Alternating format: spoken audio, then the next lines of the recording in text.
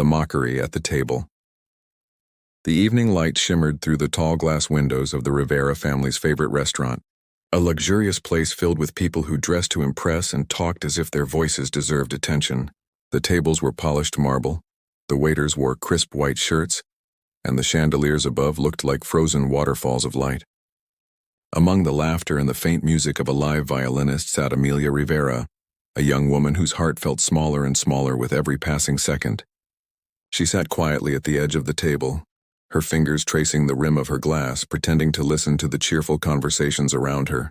Her mother, Gloria Rivera, was in her element tonight, laughing too loudly, showing off her jewelry, and speaking as if she owned the room. To everyone else, Gloria looked like a proud, confident woman, but to Amelia she was the voice of constant criticism, the reminder that she was never enough. Gloria's voice cut through the chatter, sharp and bright like glass breaking. "You know," she said, swirling her wine slowly, "it's strange to me that my daughter still doesn't have a boyfriend. 24 years old and not even one proper relationship. Isn't that odd?"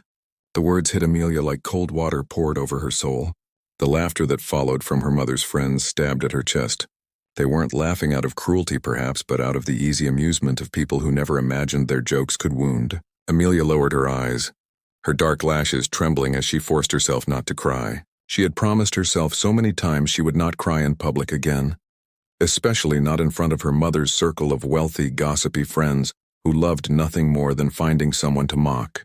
But no matter how strong she tried to be, something inside her cracked every time her mother spoke about her as if she were a disappointment. Her Aunt Beatrice, whose perfume filled the air like an expensive fog, leaned closer with a sly smile. "Maybe she's saving herself for someone special," she teased, her tone dripping with mock sympathy. How pure of her. Though honestly, purity doesn't pay the bills these days, does it? The women around the table chuckled, raising their glasses. Amelia's cousin Lila, wearing a designer dress that sparkled under the chandelier, smirked and said, "She's just too boring. Men like women who have something interesting to offer." The implication in her tone was cruel and everyone caught it. Amelia's mother threw her head back and laughed. "Oh, please, Lila, you're right. My daughter spends more time in the library than anywhere else. Maybe she'll marry a book one day. At least books don't run away from silence." The sound of laughter grew louder.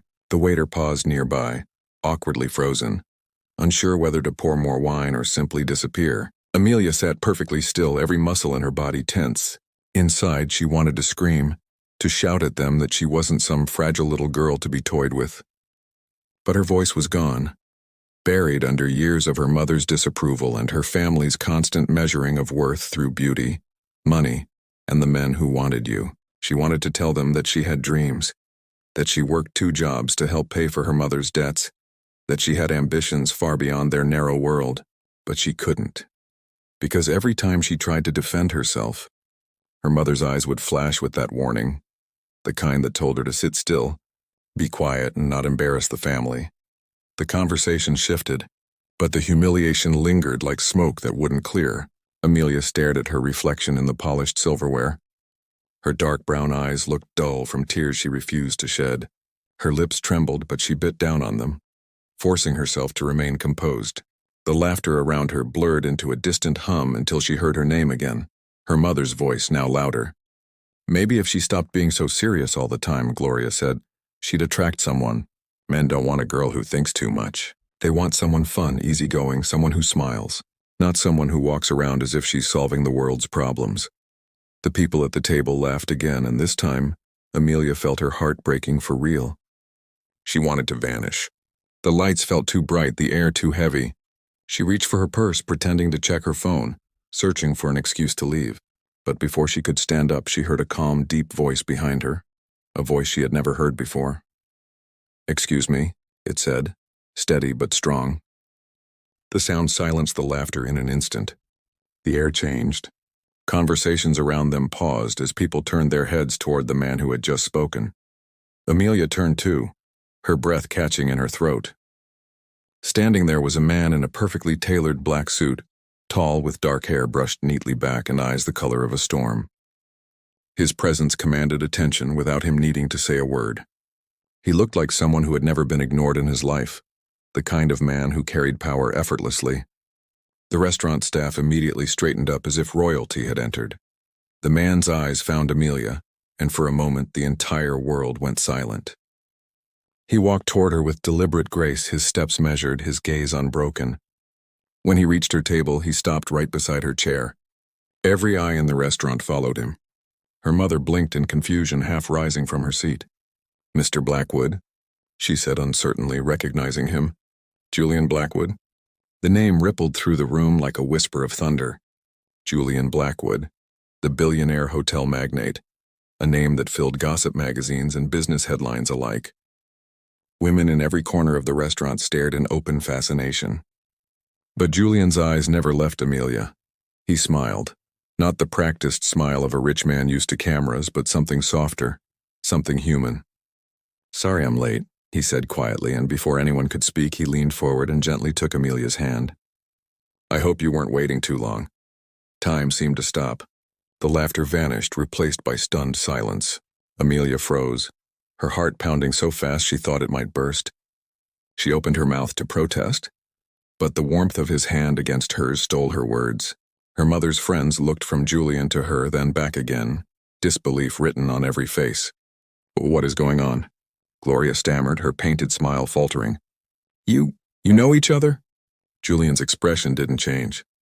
His voice was calm, confident, and clear. "Of course. I've been looking for her all evening. I was told she'd be here with her family. I see I arrived just in time." Then, with complete ease, he turned to Amelia, leaned closer, and whispered just loud enough for her to hear. "Play along for now, please."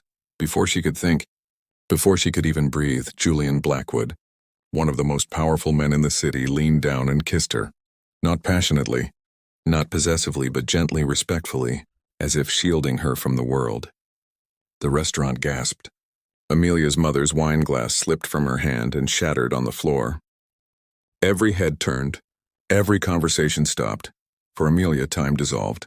The touch of his lips was warm and sure, the kind of moment that erased the noise of the world.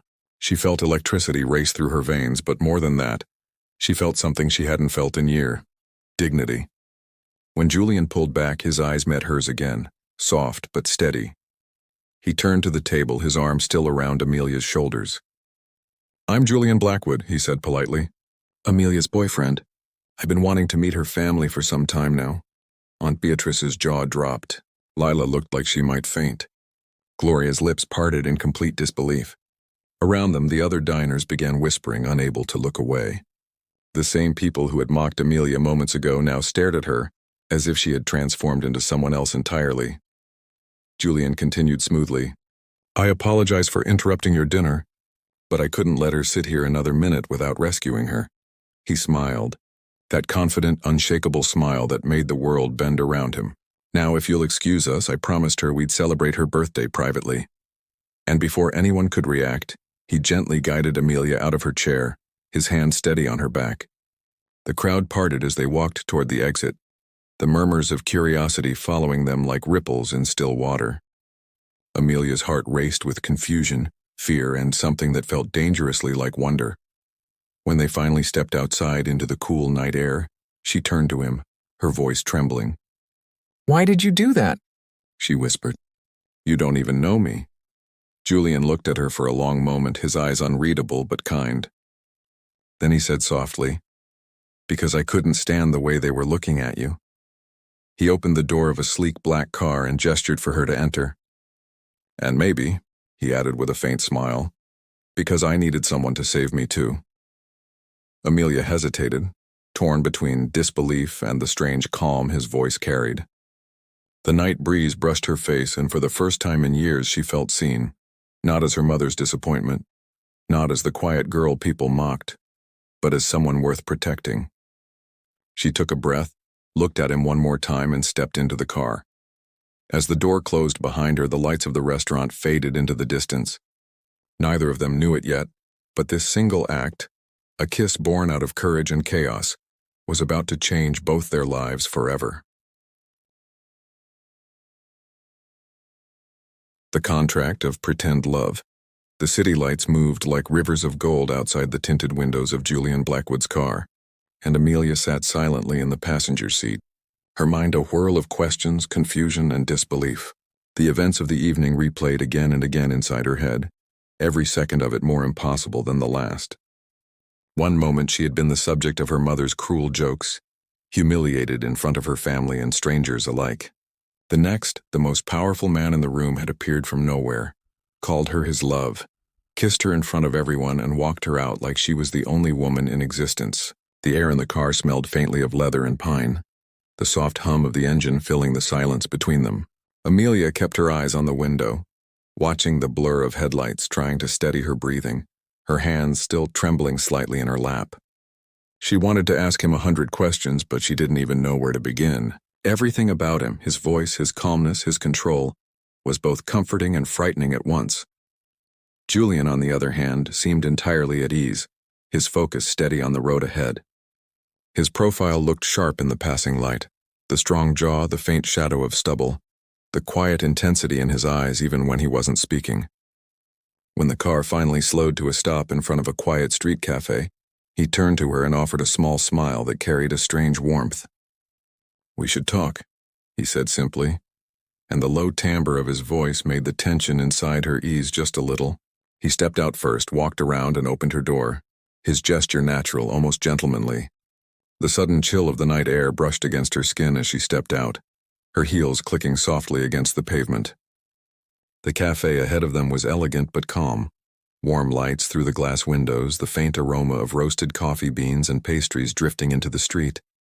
It looked like a place built for secrets, not noise. Inside, the waiter greeted Julian by name, clearly recognizing him, and led them to a corner table far from the rest. The soft jazz playing in the background wrapped the space in a cocoon of intimacy. Amelia sat down, still unsure whether to speak or stay quiet. When Julian removed his coat and hung it neatly over the chair, she caught a glimpse of the silver watch on his wrist. Understated but expensive, like everything else about him. The waiter brought them coffee without being asked. Only after the first sip did Julian finally break the silence. "You must think I've completely lost my mind," he said with a faint, self-deprecating smile. "And you'd be right in a way. What I did back there was reckless, spontaneous, even foolish, but I couldn't just stand there and watch them tear you apart for sport." Amelia looked at him carefully, unsure how to respond. "You don't even know me," she said quietly. "And yet you kissed me in front of everyone." "Why?" Julian leaned back slightly, his eyes thoughtful. "Because you reminded me of something I'd forgotten. What it looks like when someone tries to stay graceful while being humiliated. I've seen that kind of cruelty before, and I can't stand it." He paused, his fingers tracing the rim of his cup. "But I also had a selfish reason. I needed a way to end something in my own life. And when I saw you sitting there, I realized we might both be able to help each other." His tone was calm, but carried a weight that drew her attention. "There's someone," he continued, "my former fiancée, Victoria Hart. She's persistent. She refuses to accept that our relationship ended months ago. She shows up at events, calls my associates, embarrasses my family. I can't appear alone anywhere without her trying to claim me back."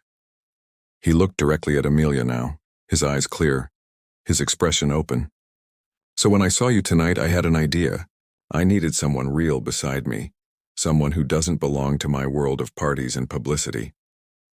You looked perfect, honest, genuine, and if you'll forgive my saying so, entirely unprepared for how cruel people can be. That's why I stepped in." Amelia stared at him, her mind caught between indignation and disbelief. "You're asking me to pretend to be your girlfriend?" she asked slowly. Julian's lips curved slightly, not quite a smile, more like an acknowledgement. "Exactly. Just for a weekend. I have a family event at our mountain estate. Victoria will be there. If I arrive with someone she could never dismiss as fake, she'll finally give up. I'll make sure it's worth your time." The offer hung in the air like an impossible riddle. Amelia's first instinct was to refuse. "Mr. Blackwood." "Julian," he corrected gently. "Mr. Blackwood sounds like my father." "Julian," she said carefully. "I don't understand why you think I'd agree to something like that. You don't know me. I don't belong in your world. And I don't need your charity." He looked at her then, or really looked, and something softened in his expression. "You're right," he said quietly, "but maybe you do need an opportunity. Everyone needs one. Tell me, Amelia, what's your dream?" She blinked. caught off guard by the sudden question. My dream? She repeated, unsure. Yes, if you could do anything right now without worrying about money, family, or fear, what would it be? She hesitated, feeling his eyes on her, sincere and unhurried. To study culinary arts in Paris, she said finally, her voice barely above a whisper. I was accepted into a program there once, but I couldn't afford it. Julian smiled faintly, not mockingly, but with admiration. Then that's your price, he said simply. Your tuition, your housing, everything covered. All I need from you is a weekend of pretending. Amelia's heart pounded. You can't just buy people's lives, she said, her tone sharp. I'm not for sale. I know, Julian said calmly. And that's why I'm asking, not ordering. You're free to say no. But think about it. 2 days of pretending and you could have your future back. Besides, I promise we'll sign a contract. Everything formal? Nothing questionable? She looked at him, trying to read his face, but his calmness made him impossible to decipher. He wasn't flirting, wasn't trying to charm her. He was negotiating, yet there was kindness in his tone that disarmed her resistance. Part of her wanted to walk away and forget this ever happened, but another part, the tired, hopeless part that had been told all her life she'd never go far, whispered that maybe this was the miracle she'd been praying for. After a long silence, she said quietly, Fine, a contract. Julian nodded once, as if he had expected her to reach that decision. He pulled a sleek tablet from his briefcase, typed something quickly, and handed it to her. The document was detailed, legal, clear.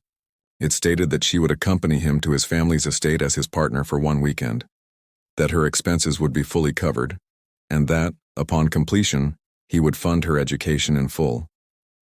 There was even a confidentiality clause protecting her privacy.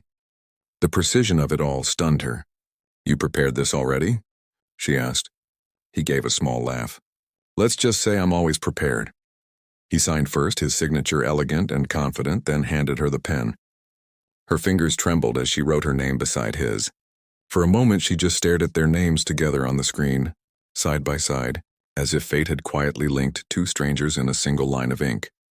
When they left the cafe, the air outside had grown colder, the night deeper. Julian's car waited at the curb, gleaming under the streetlight. My driver will take you home, he said as he opened the door for her. Tomorrow morning we'll leave for the mountains. I'll have someone bring you what you need. Clothes, accessories, anything. Just text the sizes. She shook her head quickly. That's not necessary. I'll bring my own. He looked mildly amused. You'll understand soon that my mother's events are elaborate. Trust me, I'm saving you from unnecessary embarrassment. She hesitated but nodded, too exhausted to argue. The ride back to her apartment passed mostly in silence. Amelia watched the city pass by like a dream slipping through her fingers. Every building, every light felt unreal after what had just happened. When the car stopped outside her small apartment building, Julian looked at her with quiet seriousness. You don't have to thank me, he said softly. This isn't charity. It's a trade between 2 people who need something from each other. But if at any point you change your mind, tell me. I'll never force you. She met his gaze, trying to read the man behind those storm-colored eyes. Why me? She asked one last time. He smiled faintly. Because when I walked into that restaurant, everyone was laughing, except you. You looked like someone who still believes in dignity, and I could use a little of that in my life. That night, long after she closed her apartment door, Amelia lay awake, staring at the ceiling.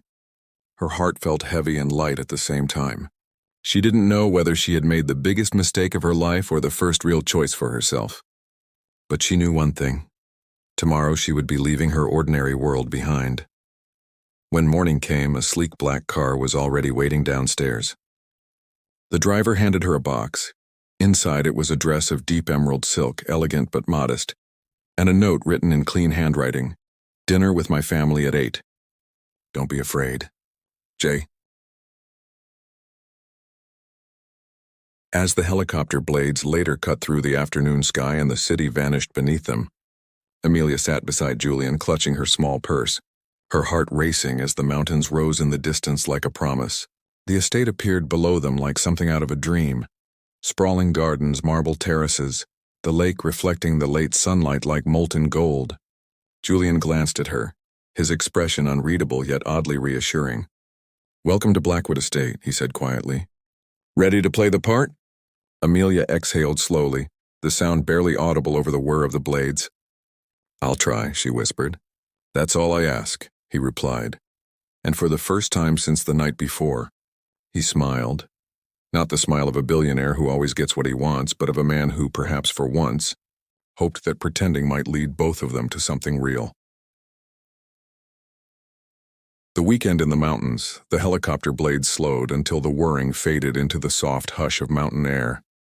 When Amelia stepped out, the world that stretched before her looked unreal, too beautiful to belong to the same reality she had left behind the day before.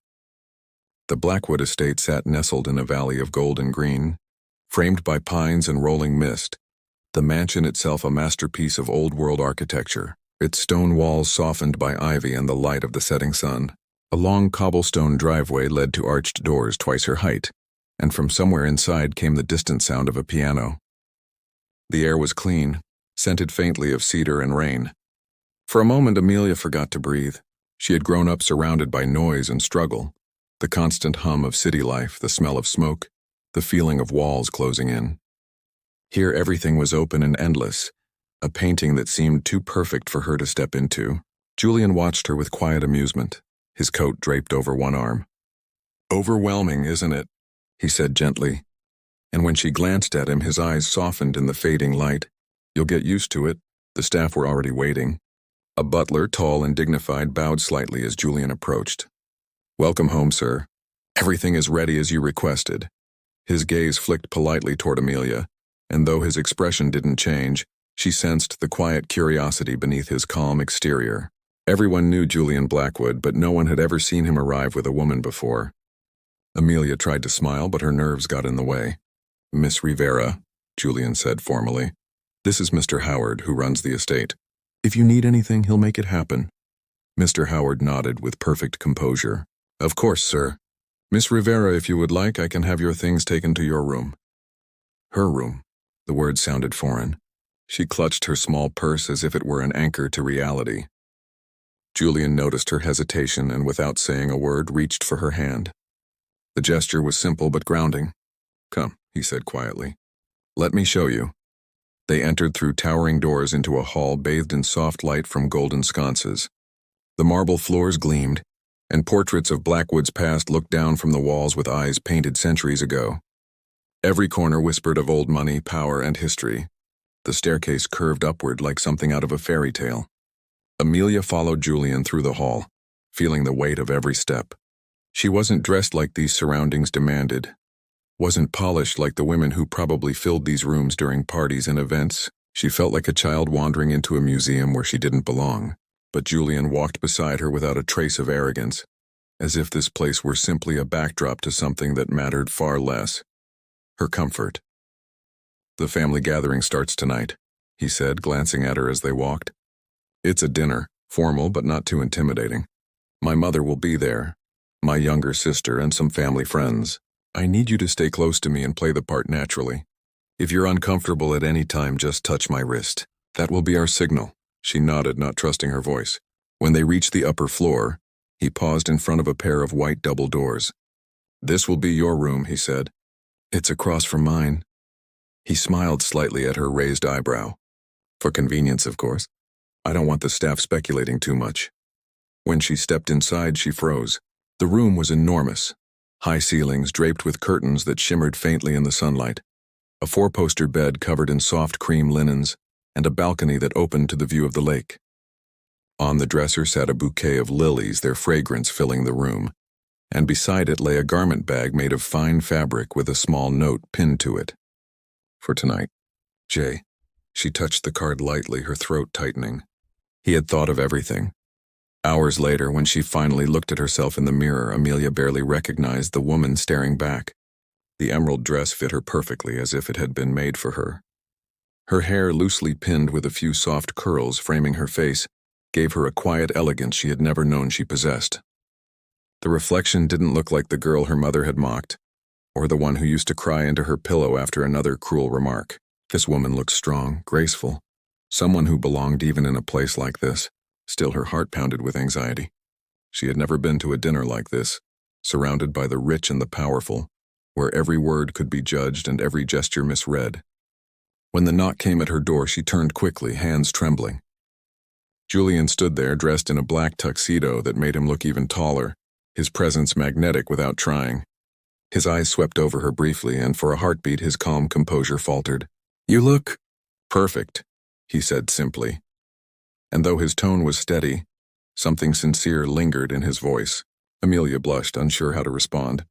"You clean up well, too," she said softly, and for the first time, his lips curved in genuine amusement. The dining hall glowed with candlelight, the table stretching almost the length of the room. Covered in white linen and polished silver, crystal glasses reflected the chandelier above like stars scattered across a lake. As they entered, conversations quieted. Every head turned toward them, and Amelia felt her pulse spike. She had expected whispers, curiosity, and she was right. The moment Julian placed his hand gently on her back, guiding her forward, murmurs spread like wind through the room. "Julian brought someone?" she heard faintly from one corner. "Who is she?" from another. But she kept her chin high, remembering his words from earlier. Dignity, always dignity. Julian led her to the seat beside his, pulling out her chair with casual grace. Across the table sat a woman who could only be his mother, elegant, poised, her silver hair styled perfectly, her expression cool but curious. "Mother," Julian said calmly, "this is Amelia Rivera." The woman's eyes moved over Amelia in one sweeping glance that revealed nothing. "Welcome," she said at last, her voice cultured, smooth, the kind of tone used by people who've lived their lives surrounded by formality. "It's a pleasure to meet the woman my son has been hiding from us." Amelia forced a polite smile. "The pleasure is mine, Mrs. Blackwood." "Eleanor, please," she corrected, though her eyes held an amused glint. "We don't stand on titles at the table." The dinner began, and the conversation flowed around Amelia like an unfamiliar current. People spoke of business deals, art auctions, and European villas. She tried to listen, nodding occasionally, but half the time she had no idea what they were discussing. Yet Julian's subtle gestures guided her through it. A reassuring glance, a soft squeeze of her hand under the table when he sensed her discomfort. When someone asked where she was from, she answered honestly, "A small apartment in the city, a modest job at a bakery, a love for cooking." There was a brief silence, as if her answer had rippled against the smooth surface of their carefully curated world. Then unexpectedly Eleanor leaned forward slightly. "A baker?" she said, a hint of surprise in her tone. "How refreshing. We could use more people around here who understand real work." The faint smile that followed wasn't mocking. It was genuine, and it made something in Amelia's chest ease. Later that evening, as dinner ended and music filled the grand hall, Julian's younger sister, Clara, appeared, bright-eyed, playful, the exact opposite of her serious brother. "So this is the mysterious Amelia," she exclaimed with delight, looping her arm through Amelia's without hesitation. "You're even prettier than Julian said." "Clara?" Julian warned lightly, but she just laughed. "Don't worry, big brother, I approve. She's real. Finally someone who doesn't talk like an investor." Clara's energy was infectious, and for the first time that evening, Amelia relaxed. They talked about cooking, travel, and the stars visible from the balcony at night. When Clara pulled her onto the dance floor, Julian followed, and soon they were waltzing beneath the chandeliers, his hand firm around hers, their movements effortless, graceful, almost as if they had known each other for years. For a moment, everything else disappeared, the contract, the pretense, the whispers. There was only the music and the warmth of his hand in hers, the quiet rhythm of two people who were supposed to be pretending, but had forgotten how. When the song ended, Julian looked down at her, his expression unreadable but softer than she had ever seen. "You're doing wonderfully," he murmured, his voice low enough for only her to hear. "So are you," she whispered back. Their eyes met, and something passed between them, fleeting, dangerous, real. As the night deepened, the guests began to drift away, and the candles burned lower. Amelia stepped out onto the balcony to breathe, the cold mountain air cooling the heat in her cheeks. Below her, the lake shimmered with moonlight, and the world felt quiet again. Behind her, she heard Julian's footsteps, steady and familiar. He joined her at the railing, his jacket now loosened, his expression thoughtful. "You handled them better than I expected." he said softly. They like you. Do they? She asked with a half smile. Or do they just tolerate me because I'm the woman on your arm? He turned to face her then, and the sincerity in his eyes caught her off guard. They like you, he repeated, because you're different. And that's not something I say lightly. The silence that followed wasn't awkward. It was heavy with unspoken thoughts, with the quiet realization that their arrangement was beginning to feel less like a performance and more like something else, something that frightened them both. When Amelia finally went to her room that night, the sound of the piano reached her faintly through the corridor. It was Julian, playing alone in the dark hall below, the melody slow and haunting. She stood by her door for a long time, listening, her heart caught between reason and something she didn't want to name.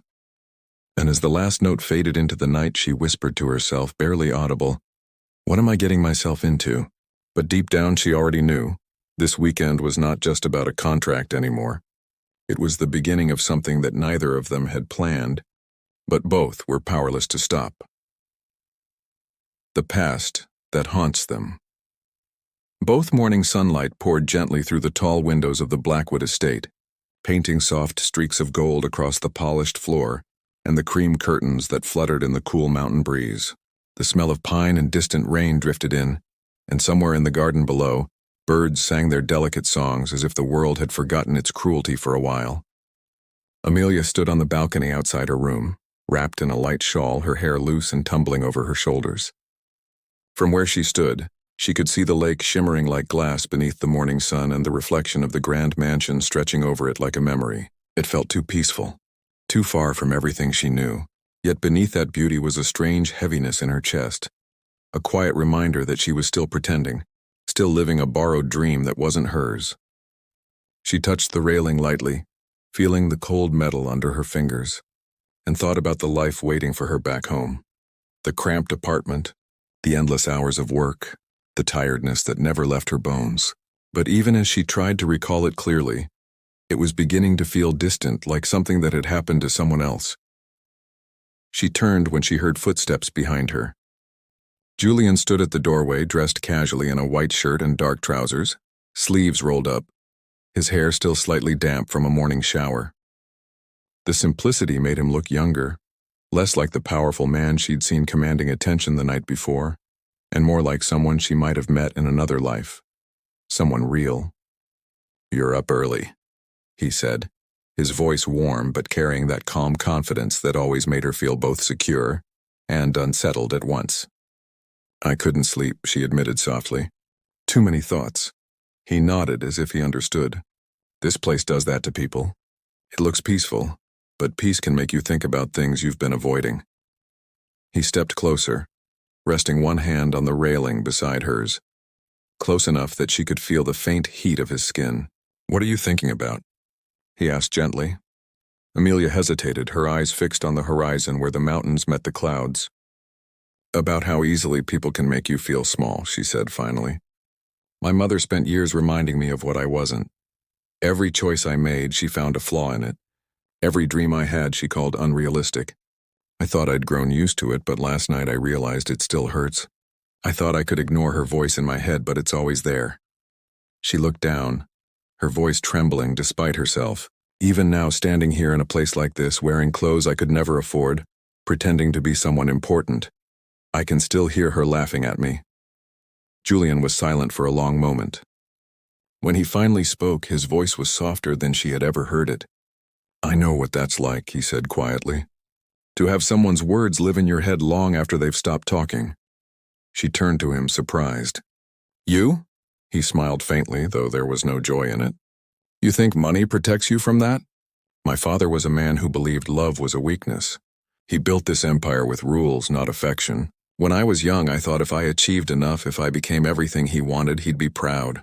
But all I ever got were more expectations. When I finally chose something for myself, someone for myself, he called it a disgrace." Amelia listened silently, her heart tightening at the sadness beneath his calm words. "Victoria?" she asked softly. His jaw tightened just slightly and his gaze drifted toward the trees. "Yes, we were engaged because it made business sense, not because it made us happy. She was beautiful, ambitious, everything society expected of me.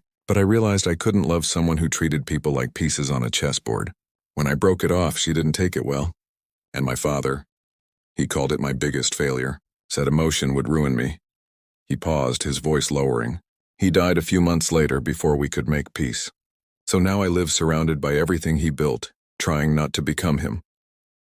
There was a long silence between them, filled only by the sound of wind rustling through the trees. Amelia looked at him then. Really looked.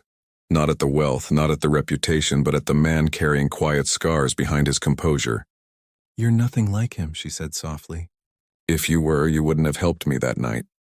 Julian turned his head, and for a moment their eyes met, both seeing in the other something familiar.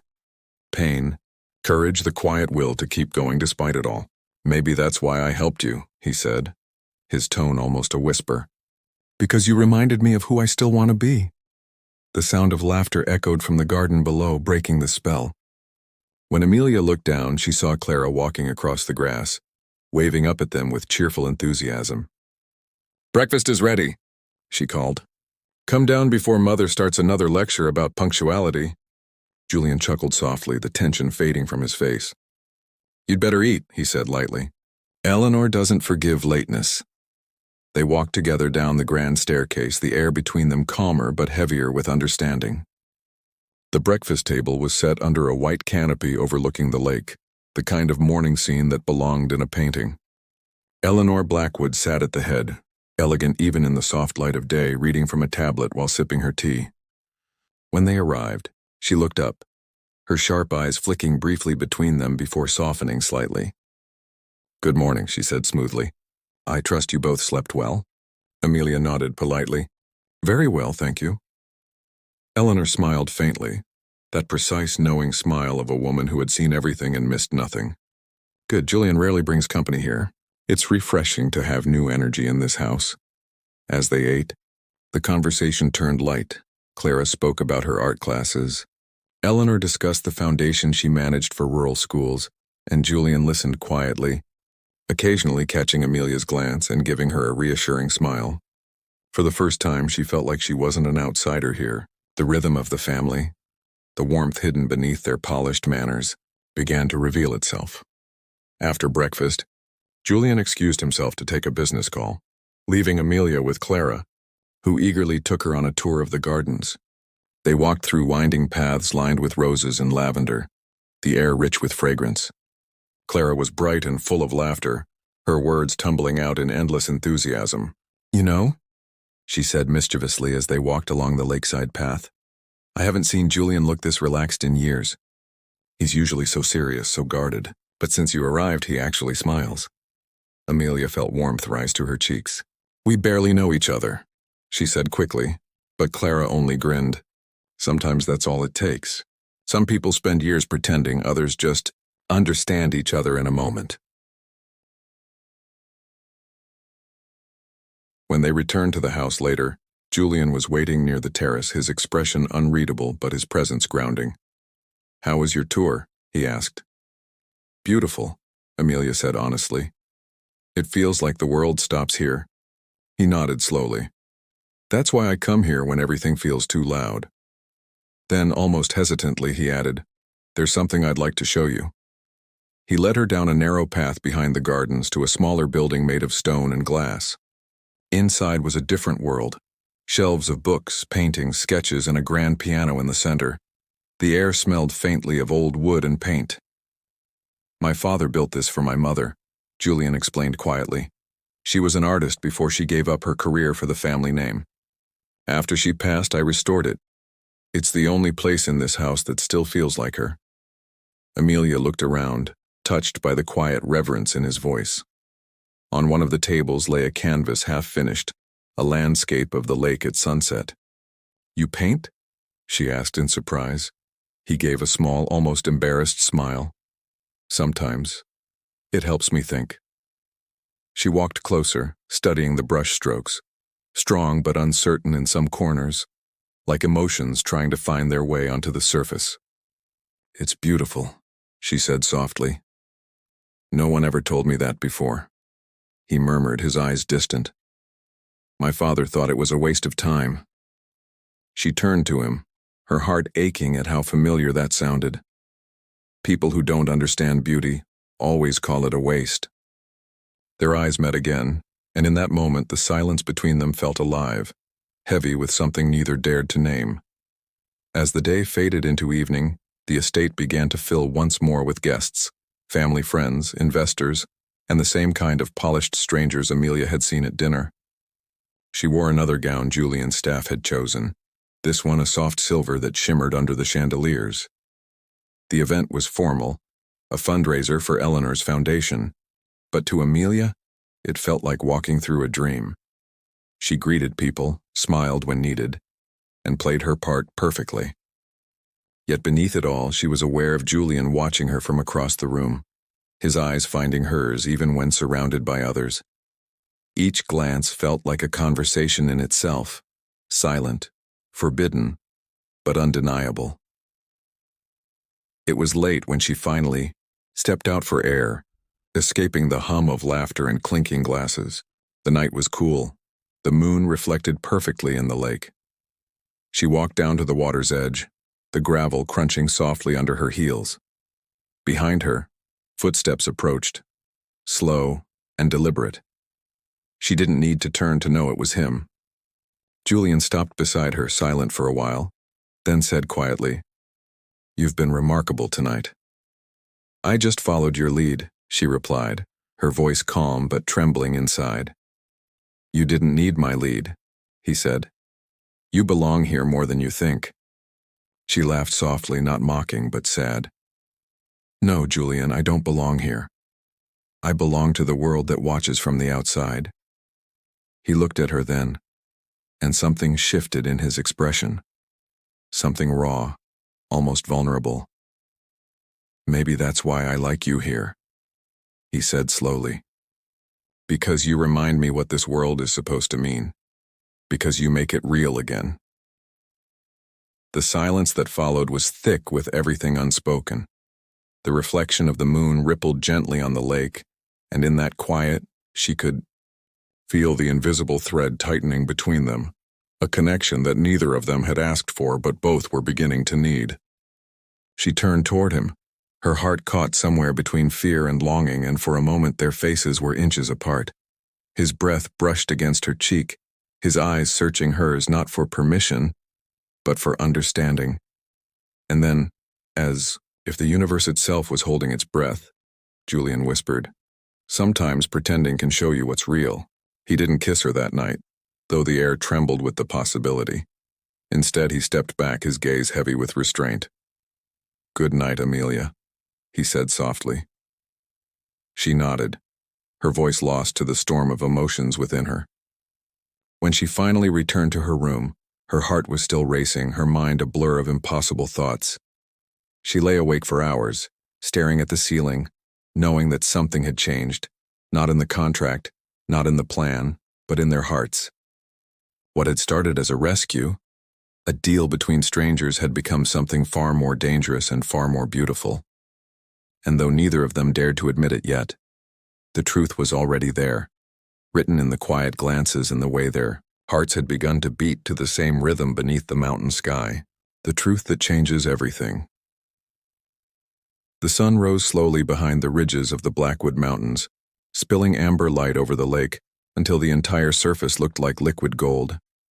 A thin veil of morning mist still clung to the gardens, softening the outlines of marble statues and distant pines. Inside the mansion, quiet footsteps and murmured voices marked the end of the weekend. Staff moved discreetly, packing away the last traces of last night's event. It should have been a peaceful morning, yet a strange tension hung in the air, the kind that comes when something unspoken is about to be revealed. Amelia stood near the tall windows of the library, her hands wrapped around a cup of tea gone cold, her reflection faintly visible in the glass. She felt both restless and calm at once, like the moment before a storm. The night before had left, her wide awake, her heart still echoing with Julian's voice and the restrained tenderness in his eyes when he had said goodnight. She had told herself 100 times that what existed between them was only an illusion born from gratitude and proximity. Yet the thought had begun to crumble. Pretending had turned into feeling, and feeling had turned into fear. Julian entered, quietly, his steps soundless on the Persian rug, his shirt sleeves rolled, a faint tiredness around his eyes that made him look more human than ever. "You didn't sleep," he said softly, and she shook her head. He poured himself coffee from the silver pot on the table and stood beside her, looking out at the same lake. "Neither did I," he admitted after a pause. For a few moments, they simply watched the light move over the water, the silence between them no longer heavy but fragile, as if words could break it. "Today everyone leaves," he said at last. "By evening it will be just us and the quiet again." She nodded, still staring at the horizon. "And after that?"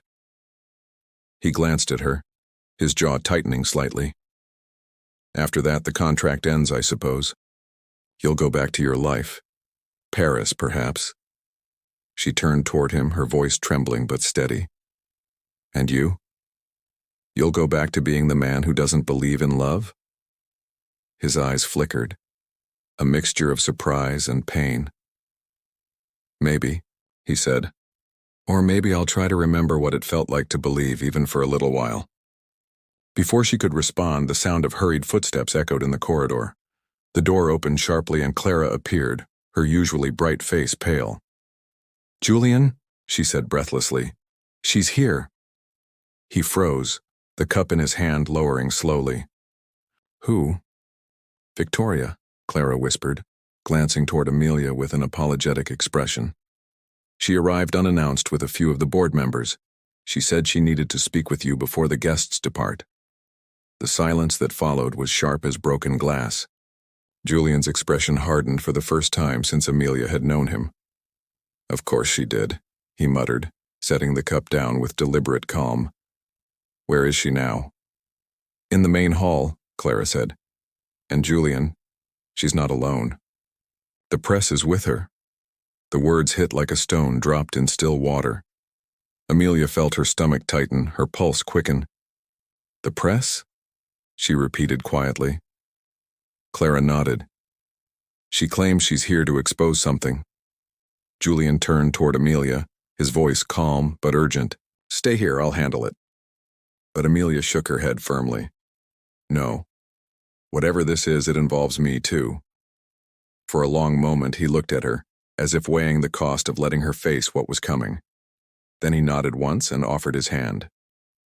"Then we face it together." They walked down the grand staircase side by side, the sound of distant voices growing louder with every step. The main hall was already crowded, reporters with flashing cameras, house staff frozen in confusion, a few lingering guests whispering behind raised hands. And at the center of it all stood Victoria Hart, stunning in a crimson dress that contrasted sharply with the cold fury in her eyes. She looked every bit the socialite the newspapers adored, polished, poised, but dangerous. When her gaze landed on Amelia, a slow, satisfied smile curved her lips. "So it's true," she said sweetly, her voice carrying easily across the room. "The rumors were almost too ridiculous to believe, but here she is, the new love of Julian Blackwood. Or should I say, the paid actress in his latest performance." The crowd stirred. Whispers broke like ripples across the polished marble floor. Amelia felt heat rush to her face, but before she could speak, Julian stepped forward, his tone measured but cold. "That's enough, Victoria." She laughed, a sharp, brittle sound. "Enough? I haven't even begun."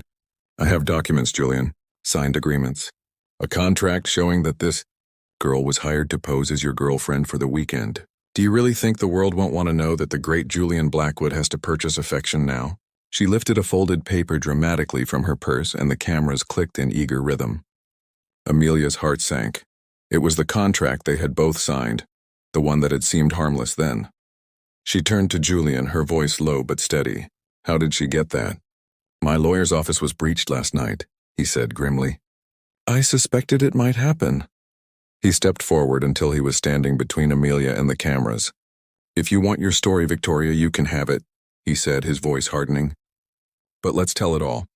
Yes, there was a contract. I won't deny that. I asked Amelia to accompany me this weekend to protect myself from the harassment you refused to stop. But what that paper doesn't show is that she asked for nothing but honesty and dignity in return. Everything you've tried to twist came from my mistake and not hers. Victoria's smile faltered, but her pride held. And do you expect anyone to believe that? Julian's gaze didn't waver. They don't need to. I only care that she believes it. He turned slightly, looking at Amelia now, and the noise of the room seemed to fade into the background. When I met you, he said softly, I didn't plan any of this.